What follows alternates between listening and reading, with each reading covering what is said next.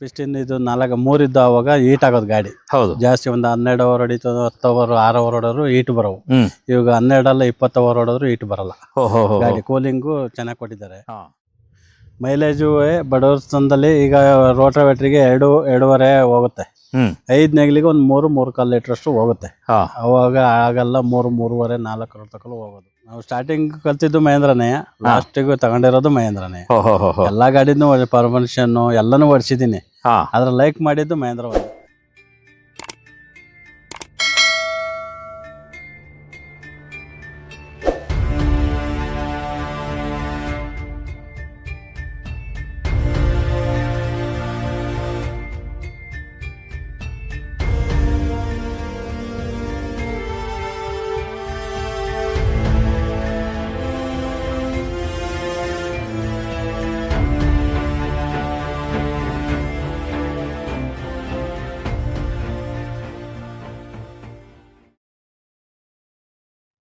ಸಂಪೂರ್ಣ ಸಹಜ ಕೃಷಿ ಯೂಟ್ಯೂಬ್ ಚಾನಲ್ನ ಎಲ್ಲ ವೀಕ್ಷಕರಿಗೂ ನಮಸ್ಕಾರ. ನಾನು ಶಿವಪ್ರಸಾದ್ ಮಲೆಬೆಟ್ಟು. ನಿಮಗೆ ಇಲ್ಲಿ ಕಾಣ್ತಾ ಇರುವಂಥದ್ದು ಬೆಳೆಗಳನ್ನು ನೋಡಿದಾಗ ನಿಮ್ಗೆ ಗೊತ್ತಾಗತ್ತೆ ಇದು ನಾನು ಮಂಗಳೂರು ಅಥವಾ ಉಡುಪಿ ಕಡೆಗೆಲ್ಲ ತುಂಬ ದೂರದಲ್ಲಿದ್ದೀನಿ ಅಂತೇಳಿ. ನಾನಿರುವಂಥದ್ದು ಹಾಸನ ಜಿಲ್ಲೆಯ ಚನ್ನರಾಯಪಟ್ಟಣ ತಾಲೂಕಲ್ಲಿದ್ದೇನೆ. ಇಲ್ಲಿ ಜೋಳ, ಕಬ್ಬು ಈ ರೀತಿ ಬೇರೆ ಬೇರೆ ವಿಧದ ಕೃಷಿಗಳನ್ನೆಲ್ಲವನ್ನು ಕೂಡ ಮಾಡ್ತಾರೆ. ಇಲ್ಲೆಲ್ಲರೂ ಕೂಡ ಹೆಚ್ಚಿನ ಕಡೆಯಲ್ಲಿ ಬೇಕಾಗಿರುವಂಥದ್ದು ಟ್ರ್ಯಾಕ್ಟರ್ಗಳನ್ನು ಹೆಚ್ಚು ಉಪಯೋಗಿಸಿಕೊಂಡು ಟ್ರ್ಯಾಕ್ಟರ್ಗಳ ಮುಖಾಂತರನೇ ಕೃಷಿಯನ್ನು ಮಾಡ್ತಾಯಿರ್ತಾರೆ. ಟ್ರ್ಯಾಕ್ಟರ್ ಅನ್ನುವಂಥದ್ದು ಒಬ್ಬ ಕೃಷಿಕನ ಜೀವಾಳ ಇದೆ. ಅಂಥ ಒಂದು ಸ್ಪೆಷಲ್ ಆಗಿರುವಂಥ ಕಂಟೆಂಟ್ ತೋರಿಸೋದಕ್ಕೋಸ್ಕರ ನಾನು ಬಂದಿರುವಂಥದ್ದು. ನಾನು ಇದಕ್ಕಿಂತ ಮೊದಲು ಟ್ರ್ಯಾಕ್ಟರ್ ಬಗ್ಗೆ ಒಂದು ಲಾಂಚಿಂಗ್ನ ಬಗ್ಗೆ ಒಂದು ಪ್ರೋಗ್ರಾಮ್ನ ಮಾಡಿದ್ದೆ, ಒಂದು ಕಂಟೆಂಟನ್ನು ನಿಮಗೆ ತೋರಿಸಿದ್ದೆ ಮಹೇಂದ್ರ ಟ್ರ್ಯಾಕ್ಟರ್ನವ್ರದ್ದು. ಆ ಟ್ರ್ಯಾಕ್ಟ್ರು ಜಮೀನಲ್ಲಿ ಹೆಂಗೆ ಕೆಲಸ ಮಾಡುತ್ತೆ ಅದು ಇಂಪಾರ್ಟೆಂಟ್ ಆಗುತ್ತೆ. ಈಗ ನಾವು ಹೇಳ್ಬೋದು, ಕಂಪ್ನಿ ಹೇಳ್ಬೋದು, ಹಲವು ಜನ ಹೇಳ್ಬೋದು, ಆದರೆ ಜಮೀನಲ್ಲಿ ಹೇಗೆ ಕೆಲಸ ಮಾಡುತ್ತೆ, ತೋಟದ ಮಧ್ಯದಲ್ಲಿ ಹೇಗೆ ಕೆಲಸ ಮಾಡುತ್ತೆ, ಇದೆಲ್ಲವನ್ನು ಕೇಳಬೇಕು ಅಂತ ಹೇಳಿದ್ರೆ ರೈತರು ಮಾತಾಡಿರೋದು ತುಂಬ ಒಳ್ಳೆಯದು. ಅದಕ್ಕೋಸ್ಕರ ನಾನಿವತ್ತು ಮಾತಾಡ್ತಿರುವಂಥ ವ್ಯಕ್ತಿ ಕುಮಾರ್ ಅವರು ಅಂತೇಳಿ. ಕಳೆದ 38 ವರ್ಷದಿಂದ ಟ್ರ್ಯಾಕ್ಟರ್ ಡ್ರೈವಿಂಗ್ ಮಾಡ್ತಿದ್ದಾರೆ. ಆಧುನಿಕ ಟ್ರ್ಯಾಕ್ಟರ್ ಬರೋದಕ್ಕಿಂತ ಮೊದಲೇ ಇವರಿಗೆ ಎಲ್ಲ ರೀತಿಯ ಟ್ರ್ಯಾಕ್ಟರನ್ನು ಓಡಿಸಿರುವಂಥ ಅನುಭವ, ಹಲವು ಕಂಪನಿಗಳನ್ನು ಟ್ರ್ಯಾಕ್ಟರ್ಗಳನ್ನು ಓಡಿಸಿರುವಂಥ ಅನುಭವ ಇದೆ. ಅದರ ಆಧಾರದ ಮೇಲೆ ಮಹೇಂದ್ರದವರ ಟ್ರ್ಯಾಕ್ಟರ್ ಹೇಗೆ ವರ್ಕ್ ಆಗುತ್ತೆ ಅನ್ನುವಂಥದ್ದನ್ನು ನಿಮಗೆ ಅವರ ಜೊತೆಯಲ್ಲಿ ಕೇಳಿ ಸಂಪೂರ್ಣವಾಗಿರುವಂಥ ಮಾಹಿತಿಯನ್ನು ಕೊಡ್ತೇನೆ. ನಮ್ಮ ಜೊತೆ ಹಿರಿಯ ಟ್ರ್ಯಾಕ್ಟರ್ ಉಪಯೋಗಿಸುವ ಅನುಭವ ಇರುವಂಥ ಕುಮಾರಣ್ಣ ಇದ್ದಾರೆ. ಕುಮಾರಣ್ಣ ನಮಸ್ತೆ. ನಮಸ್ತೆ ಸರ್. ಹೇಗಿದ್ದೀರಿ? ಚೆನ್ನಾಗಿದೆ.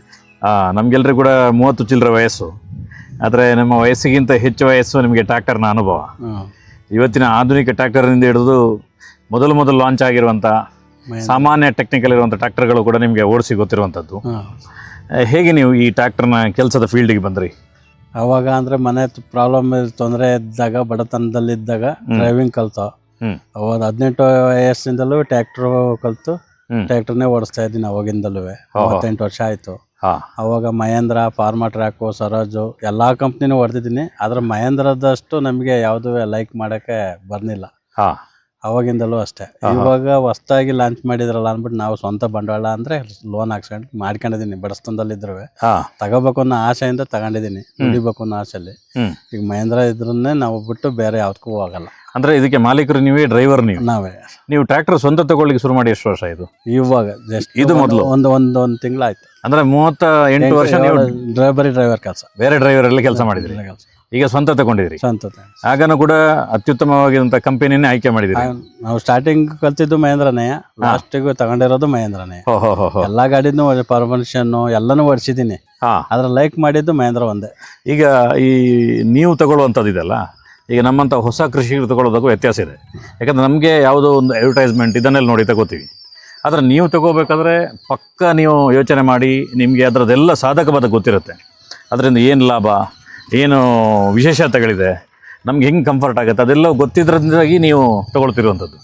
ಸಿಂಪಲಾಗಿ ಒಂದು ಜನರಿಗೆ ಅರ್ಥ ಆಗುವ ಹಾಗೆ, ಡ್ರೈವರ್ಗಳಿಗೆ ಅರ್ಥ ಆಗುವ ಹಾಗೆ, ರೈತರಿಗೆ, ಮಾಲೀಕರಿಗೆ ಅರ್ಥ ಆಗುವ ಹಾಗೆ ನೀವು ಈ ಗಾಡಿ ಮತ್ತು ಬೇರೆ ಗಾಡಿಗಳಿಗೆ ಏನು ವ್ಯತ್ಯಾಸ ಇದೆ ಸರ್? ಬೇರೆ ಗಾಡಿಗಳಲ್ಲಿ ಅಷ್ಟು ಪಿಕಪ್ಪು ಮತ್ತು ಇದು ಎಲ್ಲ ನಮ್ಮ ಮೈಲೇಜು ಇದೆಲ್ಲ ಸಿಗಲ್ಲ.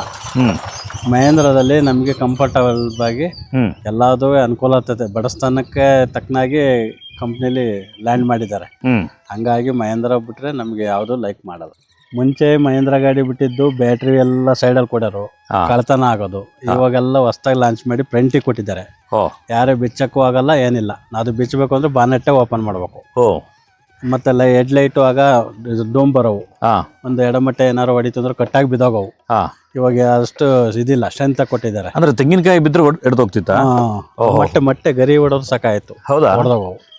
ಇವಾಗೆಲ್ಲ ಲೇಟೆಸ್ಟ್ ಆಗಿ ಹೊಡೆದೋದ್ರು ಏನು ಇದಾಗಲ್ಲ, ಏಟ್ ಬಿದ್ರು ಏನು ಇದಾಗಲ್ಲ. ಕಾಯಿ ಮಾಡಿ ಬಿದ್ರೆ ಮಾತ್ರ ಹೊಡೆದೋಗೋದು. ವೆಯ್ಟ್ ಇರೋದು ಜಾಸ್ತಿ ಇದ್ರೆ ಹೊಡೆದೋಗುತ್ತೆ. ಮಟ್ಟೆ ಹೊಡೆದ್ರೆ ಆವಾಗ ಲೈಟಾಗಿ ನೇತಾಡವು ಹೊಡೆದ್ಬಿಟ್ಟು. ಅಂದ್ರೆ ದೊಡ್ಡ ಗ್ಲಾಸ್ ಕೊಟ್ಟಿದ್ದಾರೆ, ಗ್ಲಾಸ್ ದೊಡ್ಡ ಕೊಡ್ತಾರೆ, ಡೋಮರ್ ದೊಡ್ಡದು ಕೊಟ್ಟಿದ್ದಾರೆ. ಫೋಕಸ್ ಜಾಸ್ತಿ, ಹೈಟ್ ಹೊತ್ತು ಉಳುಮೆ ಮಾಡಂಗೂ ಫೋಕಸ್ ಜಾಸ್ತಿ ಕೊಟ್ಟಿದ್ದಾರೆ. ಈಗ ಹಿಂದೆ ಎಲ್ಲ ಸೈಡ್ ಅಲ್ಲಿ ಎದುರುಗಡೆ ಇರ್ತಿತ್ತು, ಆ ಕಡೆ ಕಾಣ್ತಿರ್ಲಿಲ್ಲ. ಇದ್ರಲ್ಲಿ ಸೈಡ್ ಎಲ್ಲ ಚೆನ್ನಾಗಿ ಕಾಣುತ್ತೆ. ಸೈಡ್ ಎಲ್ಲ ಉಳುಮೆ ನೈಟ್ ಉಳುಮೆ ಮಾಡಬಹುದು. ಅವಾಗ ಅಂದ್ರೆ ಡೈರೆಕ್ಟ್ ಮಾತ್ರ ಕಾಣೋದು. ಎಲ್ಲ ಹೊಸದಾಗಿ ಇದ್ ಮಾಡಿದ್ದಾರೆ. ಮತ್ತೆ ಇದು ಬೀಮ್ ಇದೊಂದು ಆಗ ಚಿಕ್ಕದು ಕೊಟ್ಟಿದ್ರು, ಇಲ್ಲ ಜಾಸ್ತಿ ವೆಯ್ಟ್ ಮಾಡಿದ್ದಾರೆ.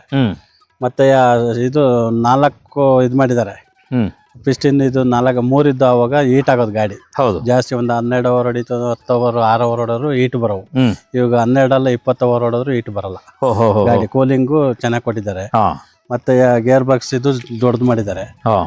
ಇಂಜನ್ ಇದೆಲ್ಲ ದೊಡ್ಡದು ಮಾಡಿ, ಗೇರ್ ಬಾಕ್ಸ್ನು ಆಗ ಚಿಕ್ಕದಿತ್ತು, ಈಗ ದೊಡ್ಡದು ಮಾಡಿದ್ದಾರೆ ಹೊಸದಾಗಿ. ಆವಾಗ ಇಲ್ಲಿ ಬಗ್ಗಿ ಗೇರ್ ಹಾಕ್ಬೇಕಾಯ್ತು, ಛೋಟಾ ಗೇರ್. ಚಿಕ್ಕದು ಗೇರ್ ಬರೋದು, ಅದು ಚಿಲ್ಲ ಹಾಕಿದ್ರೆ ಈಗ ದೊಡ್ಡದಾಗಿ ಆರಾಮಾಗಿ ಕುಂತ್ಗಂಟೆ ಮಾಡ್ಲಿ ಅಂದ್ಬಿಟ್ಟು ಇದು ಮಾಡಿದ್ದಾರೆ.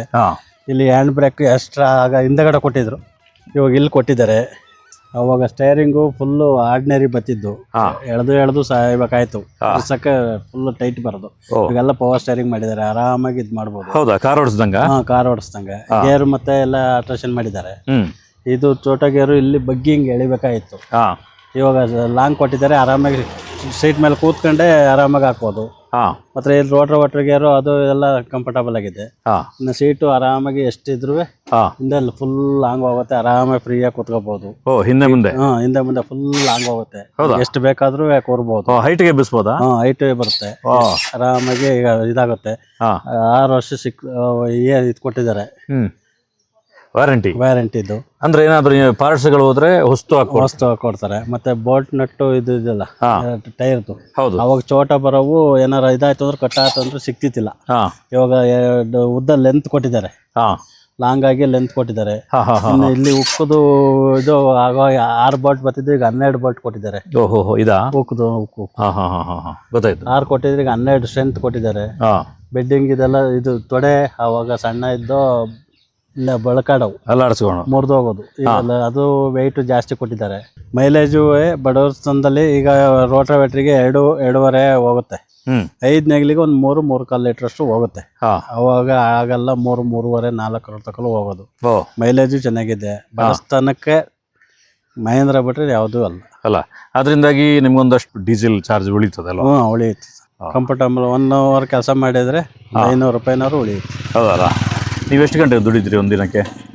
ಒಂದು 6 ರಿಂದ 7 8. ಕೆಲಸ ಎಲ್ಲ ಚೆನ್ನಾಗಿ ಸಿಗುತ್ತೆ? ಚೆನ್ನಾಗಿ ಸಿಗುತ್ತೆ. ಏನೇನು ಕೆಲಸಗಳನ್ನು ಮಾಡ್ತೀರಿ ನೀವು? ರೋಟಾವೇಟ್ರು, ಮತ್ತೆ 5 ನೆಗ್ಲು, ಕಲ್ಟಿವೇಟ್ರು, ಮತ್ತೆ ಬಾಂಡ್ಲಿ ಬರುತ್ತೆ. ಬಾಂಡ್ಲಿ ಏನೇನು ಉಳುಮೆಗೆ ಈ ಬಾಳೆ ಎಲ್ಲ ಹೊಡಿಬೇಕು ಅಂದ್ರೆ ಬಾಂಡ್ಲಿನೇ ಹೊಡಿಬೇಕು ಮೊದಲು ಹುಡಿ ಮಾಡಕ್ಕೆ. ರೋಟಾವೇಟ್ರಿಗೆ ಕಟ್ಟಿಕೊಳ್ಳುತ್ತೆ. ಹಂಗಾಗಿ ಬಾಂಡ್ಲಿ ಎಲ್ಲಾದ್ರೂ ಪ್ರತಿಯೊಂದು ಯಾವ ಇದಿದೆ ಎಲ್ಲಾನು ಮಾಡ್ತೀವಿ. ಇದು ಅಡಿಕೆ ತೆಂಗಿನ ತೋಟಕ್ಕೆಲ್ಲ ಹೊಡಿತೀರಾ? ಅಡಿಕೆ ತೋಟ ಅದು ಹೊಡಿತೀವಿ. ಅದು 8 ಅಡಿ ಸಾಲ ಇದ್ರೆ ಹೊಡಿತೀವಿ. 6ಕ್ಕಿಂತ ಒಳಗಡೆ ಇದ್ರೆ ಗಾಡಿ ಚಿಕ್ಕ ಗಾಡಿ ಆಗ್ಬೇಕು, ದೊಡ್ಡ ಗಾಡಿ ಪಾಸ್ ಆಗಲ್ಲ.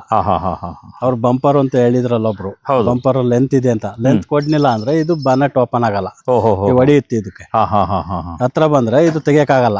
ಆಗ ಬ್ಯಾಟ್ರಿದು ಮತ್ತೆ ಕೂಲೆಂಟ್ ನಾವೇನೋ ನೋಡ್ಬೇಕು ಅಂದ್ರೂ ಅದಕ್ಕೆ ಕಂಫರ್ಟಬಲ್ ಬರಲ್ಲ ಅಂತ ಲೆಂತ್ ಕೊಟ್ಟಿದ್ದಾರೆ. ತುಂಬಾ ಸೇಫ್ಟಿ ಆಗಿರ್ತದೆ. ಸೇಫ್ಟಿಗೋಸ್ಕರ ಕೊಟ್ಟಿದ್ದಾರೆ. ಆವಾಗ ಬಾನೆಟ್ ಓಪನ್ ಮಾಡ್ಬೇಕು ಅಂದ್ರೆ 2 ಕಡೆ ಲಾಕ್ ಬರೋದು. ಇವಾಗ ಒಂದೇ ಕಡೆ ಕೇಬಲ್ ಕೊಟ್ಟಿದ್ದಾರೆ. ಈ ಸೈಲೆನ್ಸರ್ ಇದು ತೆಗೆದ್ಬಿಟ್ಟು ಇದೊಂದು ಲಾಕ್ ಹಿಂಗೆ ಎಳೆದ್ಬಿಟ್ಟು ಮೇಲೆಗಡೆ ಎತ್ತಿದ್ರೆ ಓಪನ್ ಆಗುತ್ತೆ. ಅವಾಗಷ್ಟು ಸ್ಟ್ರೆಂತ್ ಆ ಕಡೆ ಒಬ್ರು ಈ ಕಡೆ ಒಬ್ರು 2 ಕಡೆ ಲಾಕ್ ತೆಗೆದು ಎಳಿಬೇಕಾಯ್ತು. ಇವಾಗ ಏನಿಲ್ಲ, ಒಂದೇ ಸೈಡಲ್ಲಿ ಲಾಕ್ ಎಳೆದು ಸಾಕು. ಕೇಬಲ್ ಒಂದು ಸಿಸ್ಟಮ್ ಚೇಂಜ್ ಮಾಡಿದ್ದಾರೆ ಈಗ. ಚೆನ್ನಾಗಿದ್ ಮಾಡಿದ್ದಾರೆ. ಒಟ್ಟಾರೆಯಾಗಿ ಒಂದು ರೈತರಿಗೆ ಯಾವುದು ಬೇಕು ಅದನ್ನು ಮಾಡಿದ್ದಾರೆ. ಅವಾಗ ಆ ಕಡೆ ಒಬ್ರು ಇಟ್ಕೊಂಡು ಈ ಕಡೆ ಒಬ್ರು ಇಟ್ಕೊಂಡು ತೊಂತು ಎತ್ತಬೇಕಾಯ್ತು. ಇವಾಗ ಏನಿಲ್ಲ, ಕೇಬಲ್ ಸಿಸ್ಟಮ್ ಹಿಂಗೆ ಹೇಳಿದ್ರೆ ಸಾಕು, ಓಪನ್ ಇದು ಮಾಡ್ಕೊಂಡು ಓಪನ್ ಮಾಡಿ. ಗಾಡಿಗಳಲ್ಲಿ ಸರ್ವೀಸು ತುಂಬ ಇಂಪಾರ್ಟೆಂಟ್. ಗಾಡಿ ಒಂದ್ಸಲ ತಗೋತೀವಿ, ಆಮೇಲೆ ಸಣ್ಣ ಪುಟ್ಟ ಸಮಸ್ಯೆಗಳಾದಾಗ ಅದಕ್ಕೆ ಸ್ಪಂದನೆ ಕೊಡುವಂಥ ತುಂಬ ಇಂಪಾರ್ಟೆಂಟ್. ಹೇಗೆ ನಿಮಗೆ ಶೋರೂಮ್ ಅವ್ರದ್ದೆಲ್ಲ ಮಹೇಂದ್ರದವ್ರದ್ದು ಹೇಗಿದೆ ನಿಮಗೆ ಇಲ್ಲ ಕಾಂಟ್ಯಾಕ್ಟ್? ಶೋರೂಮ್ ಅಲ್ಲಿ ಎಲ್ಲದಕ್ಕೂ ಸ್ಪಂದನೆ ಮಾಡ್ತಾರೆ, ಯಾವುದೇ ಇದಾದ್ರೂ ಸ್ಪಂದನೆ ಮಾಡ್ತಾರೆ. ಭೂಮಿಪುತ್ರ ಟ್ರ್ಯಾಕ್ಟರ್ ಮೇನ್ ಚರಾಪಣ ಅಂತ ಹಾಂ ಶೋರೂಮ್ ಅಲ್ಲಿ ಓನರು ಅಷ್ಟೇ, ಕೆಲಸಗಾರರು ಅಷ್ಟೇ, ಹಾಂ ಎಲ್ಲದಕ್ಕೂ ಯಾರೇ ಹೋದ್ರು ನಮ್ಮ ಅಂತಲ್ಲ, ಯಾರೇ ಹೋದ್ರು ಹಾಂ ಸ್ಪಂದಿಸ್ತಾರೆ. ಏನೇ ಇದ್ರು ಹಿಂಗ್ ಮಾಡಿ ಅಂತ ಎಲ್ಲ ಅವರೇ ಮಾಹಿತಿ ಕೊಟ್ಟು ಸ್ಪಂದಿಸ್ತಾರೆ. 75 ದಿವಸದಲ್ಲಿ all over Karnataka 1000 tractor sale ಆಗಿದ್ದಾವೆ. ಓ ಯಾಕೆಂದ್ರೆ ಜನಗಳು ರೈತರು ಎಲ್ಲರೂ ಮಹೇಂದ್ರ ಬೇಕು ಅಂತ ಲೈಕ್ ಮಾಡಿ ಹಾಂ ಸೇಲ್ ಮಾಡಿ ಎಲ್ಲ ಸೇಲ್ ಆಗಿದ್ದಾವೆ. 1,000 ಅಂದ್ರೆ 75 ದಿವಸದಲ್ಲಿ 1,000 ಅಂದ್ರೆ ಹಾಂ ಇನ್ನು ಮುಂದಿನ ದಿನಗಳಲ್ಲಿ ಇನ್ನೂ ಯಥೇಚ್ಛವಾಗಿ 10,000 ಆಗ್ಬೋದು. 10,000 ಈಗ 75 ದಿವಸದಿಂದ ಒಂದು 300 ದಿನದಲ್ಲಿ ವರ್ಷದಲ್ಲಿ 10,000 ಆಗ್ಬೋದು. 10,000 ಆದ್ರೂ ಲೈಕ್ ಮಾಡ್ತಾ ಇದ್ದಾರೆ ಜಾಸ್ತಿ ಜನ. ಮಹೇಂದ್ರ ಕಂಪ್ನಿ ಎಲ್ಲರೂ ಯಥೇಚ್ಛವಾಗಿ ಲೈಕ್ ಮಾಡ್ತಾ ಇರೋದು ಮಹೇಂದ್ರ. ಈಗ ಎಲ್ಲಿ ನೋಡಿರೋ ಮಹೇಂದ್ರನೇ ಜಾಸ್ತಿ ಕಾಣ್ತಾ ಇರೋದು.